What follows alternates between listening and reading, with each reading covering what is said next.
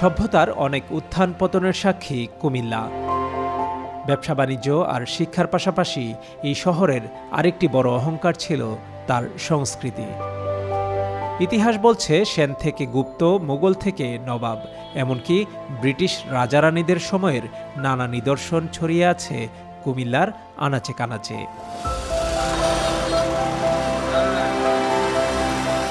সময় বদলেছে, সভ্যতার পরিবর্তনের সাথে বদলে গেছে মানুষের বিনোদনের ধরনও। প্রথম বিশ্বযুদ্ধের পর কুমিল্লায় প্রথম নির্বাক ছবির হল গড়ে ওঠে গোমতী নদীর ঘাট গোয়ালপট্টি এলাকায়। নাম ছিল প্যারাডাইজ টকিজ। দ্বিতীয়টি মুঘলটুলি এলাকায়। ইতিহাসের ধুলি জমে হারিয়ে গেছে সাদা কালো শব্দহীন ছবির সেই স্মৃতিও। তখন গোমতী ছিল একদম কুমিল্লার এই থানার সাথে, এবং ঘাট ছিল ওইখানে চাঁদপুর খেয়াঘাট মতো। তো ওইখান দিয়েই কিন্তু কুমিল্লাতে যত ওই দিকের লোকজন সব এদিক দিয়েই আসতো। তো এই যে চাঁদপুর খেয়াঘাটে হারুন স্কুলটা আছে না, হারুন স্কুলটার এই দিক দিয়ে যে রাস্তাটা এখন উপরে উঠে আসছে, উপরে উঠেই যে বিল্ডিংটা, ওইটাই হচ্ছে কুমিল্লার প্রথম সিনেমা হল, প্যারাডাইজ টকিজ। হ্যাঁ, নির্বাক সিনেমা হল।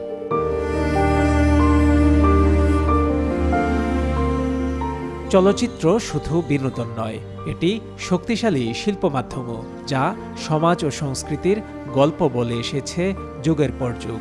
প্রজন্মের পর প্রজন্ম এখানে দেখেছে গল্প, স্বপ্ন আর জীবনের প্রতিচ্ছবি। ঢাকা-চট্টগ্রাম মহাসড়ক তখনও একদম পুরনো আদলের সড়ক ব্যবস্থাপনা।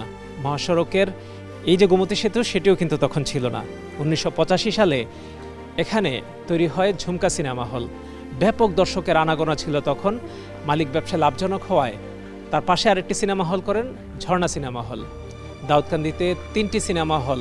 সে সময় হাউসফুল সিনেমা দেখার জন্য মানুষের ভিড় থাকলেও এখন প্রতিটি বাড়ি ভুতুরে বাড়িতে পরিণত হয়েছে।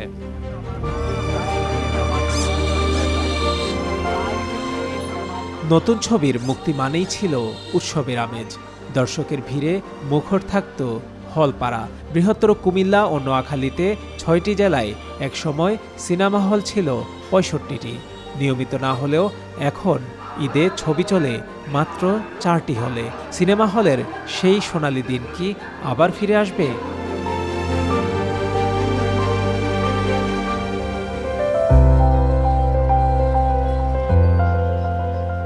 কবি সাহিত্যিকদের আসর জমত শহরে। কর্মব্যস্ততা শেষে চায়ের দোকানে আড্ডা, আবার কেউ বেতারে খবর শুনতেন। ময়রার দোকানে আসর বসত পাড়ার মানুষের। ছবির গল্প ছিল কোনো কোনো আলোচনার মুখ্য বিষয়। চকবাজার এলাকায় ঝাড়ু মিয়া নামে এক ব্যক্তি তার মায়ের নামে নয়না মহল গড়ে তোলেন, যা পরবর্তীতে রূপালী সিনেমা হল নামে পরিচিতি পায়। এই কুমিল্লা শহরে রামদাস খত্রী, সন্দাস খত্রীর ব্যবসা নাই এরকম ছিল না। এই যে মুক্তিযুদ্ধ সংসদ এখন যেটা এই কুমিল্লা শহরের ভিতরে, এটাও কিন্তু রামদাস খত্রী তাদের। তো তারা প্রথম সিনেমা হল করলো লিবার্টি সিনেমা হল। কিন্তু এরপরেও ওই মেশিন দিয়ে চালানো একটা সিনেমা ছিল, সেটা হলো যে 1885 সালে প্রতিষ্ঠিত কুমিল্লা নগর মিলনায়তন টাউন হলের দোতলায়। কুমিল্লা শহরে 6টি সিনেমা হল: রূপালী, মধুমতি, রূপকথা, দীপিকা, দীপালি ও লিবার্টি। ক্যালেন্ডারের নানা সংখ্যায় নানা গল্প হয়ে একে একে থেমে গেছে সবগুলো। দ্বিতীয় বিশ্বযুদ্ধের আগে এসব হলে ছবি দেখতে আসতো ব্রিটিশ সৈনিকরাও। এসব হল ঘিরে জড়িয়ে আছে সিনেমাপ্রেমী মানুষের কত কত স্মৃতি। তখন স্কুল পালাইয়া বেদের মেয়ে জ্যোৎস্না 3-4 বার দেখছি আমরা। তো বন্ধু বান্ধব অনেক মজা হইতো। তো এই যে কুমিল্লাতে এই বিনোদনগুলো এখন আর নাই, সবগুলো হারিয়ে গেছে। তো মাঝে মাঝে খুব মিস করি আমরা এই যে ছবিগুলা দেখতে পারতেছি না। তো এখনকার বাচ্চারা তো এখন এগুলো জানেই না। তো আমাদের অনেক স্মৃতি। আমরা স্কুলের টিচারের মাইরও খাইছি যে আমরা এই যে হলে গেছি, হল থেকে টোকাই আমাদেরকে বার করছে। খুব মিস করি মানে আসলে একটা জিনিসের সম্মিলিত এক জায়গা থেকে আড্ডা, এক জায়গায় সময় নেওয়া, এক জায়গায় সময় দেওয়া, এই বিষয়গুলো তো এখন নাই। মোবাইল চলে আসার কারণে আমরা সবাই আত্মকেন্দ্রিক হয়ে গিয়েছি। সেলুলয়েডের রঙিন ফিতায় আজ আর বসে না জমজমাট আসর। নায়ক কিংবা নায়িকা, এমনকি ভিলেন চরিত্র নিয়েও নেই কোনো হইচই। সিনেমা হলের টিকিট কাউন্টারে নেই ভিড়, ব্লাকারের টিকিও মিলে না কোথাও, নেই দর্শকের দীর্ঘ লাইন। হলে দেওয়া হয় না, মানে যেই ছবি আগের মতন ছবি এখন বানায় না, পরিচালকও আগের পরিচালক এখন নাই, জন্য অনেক মানুষ যায়ও না, নিজেও দেখি না। একসময় এখানে নতুন সিনেমা মুক্তি মানেই ছিল উৎসব, আজ সেখানে নেমে এসেছে নীরবতা। সময়ের স্রোতে হারিয়ে গেছে একের পর এক সিনেমা হল।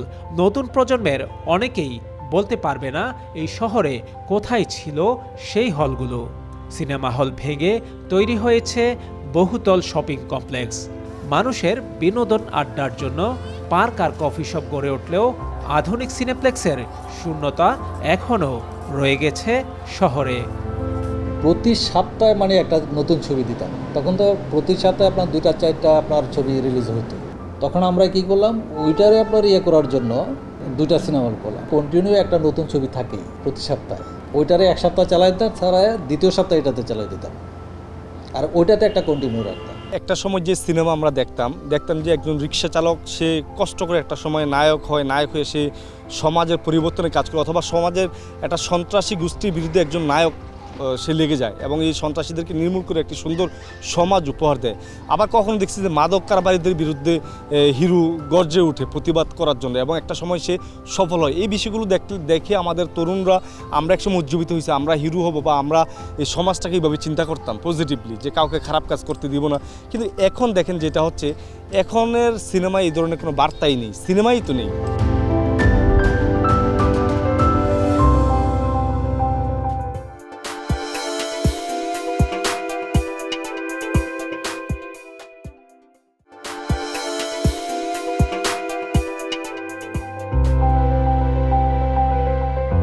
হলে ছবি দেখার টিকিট পাননি হাজী হালিম তালুকদার। এই জিত থেকে জমি বিক্রি করে নির্মাণ করেন গোমতী সিনেমা হল। দীর্ঘদিন বন্ধ এই হলটি এখন রিকশার গ্যারেজ, গোডাউন আর দোকান হিসেবেই ব্যবহার হচ্ছে। এদিক দিয়ে ঢুকতো সবাই, এদিক দিয়ে এই যে অনেক বড়, তো এটা 1450 লোক একটানা ঢুকতে পারত, উপরে নিচে 1450 লোক পর্যন্ত ঢুকছে একসাথে বসতে পারতো একসাথে। আচ্ছা, আর টিকিট কাউন্টার কোথায় ছিল? এই যে ওইদিকে এইগুলো তো না ভাইয়া চুরা নষ্ট হয়ে গেছে। এই যে টিকিট কাউন্টার ছিল, এইখানে ছিল, ওইখানে ছিল, ওই বিল্ডিং এই যে কোনারে ছিল কাউন্টার ছিল 2টা, একটার মধ্যে 3টা করে 2টা 6টা ছিল কাউন্টার। আচ্ছা, তো এখন এটা কি বন্ধ করার পরে এখন কি অবস্থায় আছে? এটা এখন পরিত্যক্ত অবস্থায় আছে। এই কোনো রকমে গোডাউন, দোকান ভাড়া দিয়া জীবিকা নির্বাহ করতেছি। ভিতরে আমি দেখলাম যে রিকশা, গ্যারেজ, ওই যে ভাড়া দিয়া মানে তো আমার একটা কিছু করে খাইতেই হতো। চান্দিনার পালকি সিনেমা হলটি বছরের 9 মাস বন্ধ থাকে। 18 জন স্টাফ থাকলেও এখন আছে মাত্র 2 জন। অপারেটর আবুল হোসেন হলটির শুরু থেকে এখনো আছেন। তখন কিন্তু আমরা সময় কোনো ছবিতে মার খায় নাই, যেটা লাগাইছে এটা তো চলছে। কিন্তু ইয়ার 90, 2015-12 এদিকে ইয়ার ছবি মার খেয়েছে। আমার ইতিহাস আছে, একটা ছবি চালিয়েছিলাম বধু বিদায়, অবুজমন, 1 মাস চালাইছে একটানা হাউস। হলের মালিকানা বদল হয়েছে। ভাড়ায় হলটি পরিচালনা করছেন ছবি পাড়ার প্রযোজক আলমগীর হোসেন। জানালেন নানা চ্যালেঞ্জ পেরিয়ে টিকে থাকার গল্প। যিনি আমাকে আরও সম্প্রসারিত করছে উনি হচ্ছে মোহাম্মদ হোসেন, সোনি সিনেমা হলের মালিক। তো ওনার সিনেমা হল টাকাতে ওখানে আমি জব করতাম, তখন আমি ওনার প্রোডাকশন কন্ট্রোলার। 2001-এ আমি একটা ব্যবসা শুরু করছিলাম এফডিসিতে। সবাই স্বপ্ন থাকে একজন প্রযোজক হব, তো চেষ্টা করলাম অন্য কোনো ব্যবসাতে যাইনি। এটার আমি আসলে আমার রক্তের সাথে মিশে গেছে। এটার ভালোবাসা অনেকগুলো ছবি আমি প্রডিউস করছি একটার পর একটা। শেষের দিকে সিনেমা হল নাই অবস্থায় আমি প্রডিউস করছি, তখন কোনো প্রডিউসার ছবি প্রডিউস করে নাই। তারপরে ওগুলো অনেক টাকা পয়সা লস গেছে। লস করার পরে আমি এই সিনেমা হলটা যখন বন্ধ করে দিচ্ছে, তখন আমি চিন্তা করলাম, ভাই আমি কিছু আমার দেন, আপনি ভাড়া, আমি চালাই। 2019 থেকে এই পর্যন্ত প্রতি মাসে শুধু কারেন্ট বিল, লাইট লুটের বিল এসব 12-14 হাজার টাকা। শিল্প বিল আমাদের নিচ্ছে না, আমরা কমার্শিয়াল বিল দিচ্ছি, মানে ইউনিট মানে 13 টাকার উপরে মনে হয়। এটা ব্যাটটা নিয়ে 14 14.5 টাকা পড়ে, অথচ শিল্প তো 8 টাকা। আমাদের এটা শিল্প হয়েছে, শিল্পের কোনো বিল নেয় না তারা, ওইটাই ধরে, কোনো সহযোগিতা করে না। তো সিনেমা হল টিকবে কেমনে?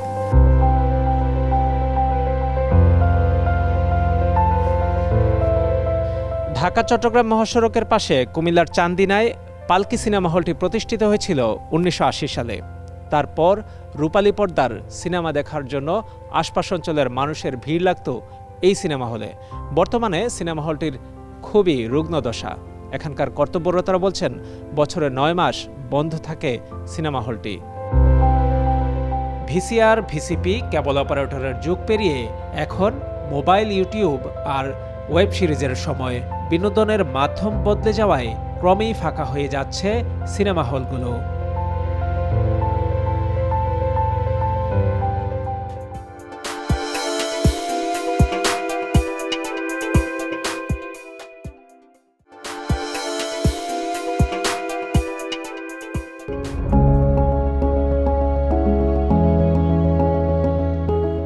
রেল জংশনের শহর লাকসামে 3টি হল, পলাশ, পরশী আর উজ্জ্বল বন্ধ হয়ে গেছে। তবে এখনও দর্শকরা স্মৃতিচারণ করেন পুরনো সময়ের। আম্মাজান, বিয়ের ফুল, স্বামী স্ত্রী যুদ্ধ, বহুত ছবি চাইছি, এনে ছবির অভাব নাই তো।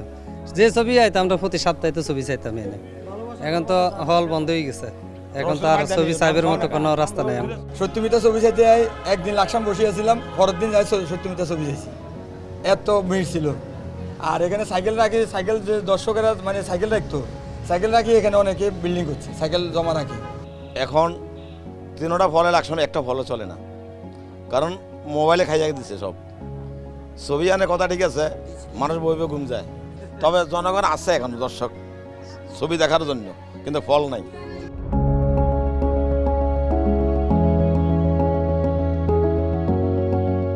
নোয়াখালী জেলায়ও ছিল 10টি সিনেমা হল, যার মধ্যে এখন টিকে আছে একমাত্র রওশন বাণী টকিজ, যেন অতীতের স্মৃতি ধরে রাখা শেষ ঠিকানার একটি। এখানের কর্মরতরা জানান, একসময় সিনেমা হলটিতে প্রচুর সিনেমা প্রেমীদের ভিড় হতো। ভালো ছবি আসছে না, দীর্ঘদিন ধরেই এই সিনেমা হলটি বন্ধ রয়েছে। ফেনীতে থাকা 6টি হলের একটিও আর চালু নেই। হলগুলোকে ঘিরে জমে উঠত দর্শকের ভিড়। শহরের বিনোদনের প্রাণকেন্দ্র ছিল সেগুলোই। কিন্তু সময়ের এই পরিবর্তনকে কিভাবে দেখছেন ফেনীর মানুষ? আমরা যখন কলেজে উঠেছি তখন কিন্তু আমরা প্রচুর সিনেমা দেখেছি, আর তখন আমরা দেখেছি শহরের মধ্যে একটা ভালো একটা পরিবেশ ছিল, মানুষজন বিনোদনের জন্য একটা পার্ক ছিল মাস্টারপাড়ায়, এই পার্কগুলোতেও মানুষ আসতো। সব মিলিয়ে আবার আমাদের বিখ্যাত জহিরান মিলনায়তন ছিল, ফলে পুরো ফেনীতে একটা সাংস্কৃতিক আবহ ছিল। যখন এই সিনেমা হলগুলো এবং জহিরান মিলনায়তন সহ সাংস্কৃতিক আবহটা ছিল, তখন কিন্তু এই উত্থানগুলো ছিল না, এই শহরটা ইফটিজিং মুক্ত ছিল।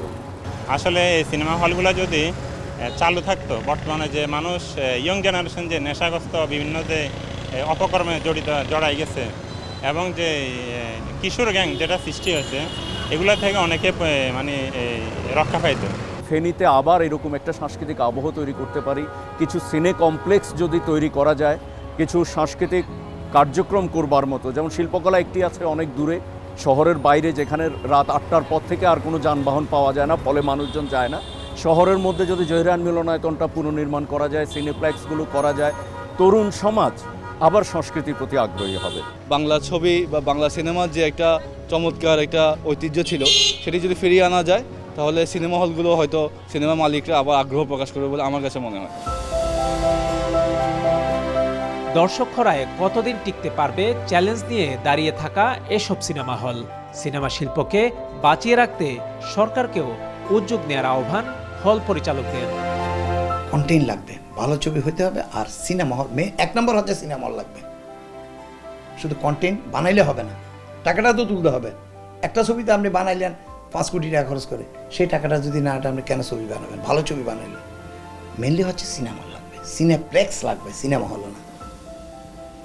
প্রত্যেকটা জায়গায় এগুলো ভাঙ্গা যদি সিনেপ্লেক্স করে, আমরা চেষ্টা করতেছি, আমাদের যদি প্রশাসনিকভাবে একটু হেল্প করে আমরা সিনেপ্লেক্স করব। ভালো গল্প নিয়ে নির্মাতারা আবারও ছবি বানাবেন, সেজন্য যুগোপযোগী হলও তৈরি করতে হবে। সিনেমা নিয়ে হতাশা থাকলেও আশাবাদী এই সাংস্কৃতিক কর্মী। চলচ্চিত্রের যে ওয়েব, সে ওয়েবের সাথে তাল মিলিয়ে বাংলাদেশ ঢুকতে পারছে না। অর্থাৎ সেই রকম গল্প, সেই রকম মানসম্পন্ন ছবি, সেই রকম কারিগরি সুবিধা সম্পন্ন ছবি বাংলাদেশ নির্মাণ করতে পারছে না। সেই জন্য বাংলাদেশের দর্শক এখন সিনেমা হল বিমুখ।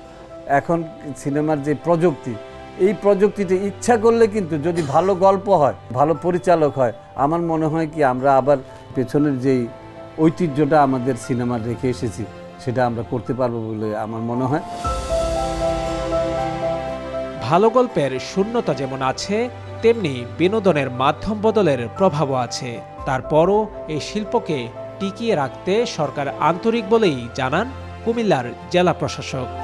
আমাদের এই শিল্পটাকে বাঁচিয়ে রাখতে হবে, সেক্ষেত্রে সরকারের পৃষ্ঠপোষকতা দরকার। আমি আশা করি যে সরকার এটাকে একটা শিল্প হিসেবে স্বীকৃতি দিয়ে এর সাথে যে ফ্যাসিলিটিসগুলো আছে, সেটা অবকাঠামোগত সুবিধা হোক বা অন্যান্য যে সফট যে সুবিধাগুলো, বিশেষ করে বিদ্যুতের ক্ষেত্রে বলা হচ্ছে, সেগুলো যদি আমরা দিতে পারি তাহলে অবশ্যই এই শিল্পের যে ভগ্নদশা সেখান থেকে ফিরে আসবে। পৃথিবীর কোনো কিছুই ঠিকঠাক থাকে না। সেলুলয়েডের ফিতা বদলেছে, বদলেছে সময়ের গল্প। শত প্রতিবন্ধকতায় থেমে থাকে না শিল্পকর্ম। সময়ের স্রোত পেরিয়ে টিকে থাকে শিল্পী, শিল্প আর সংস্কৃতি।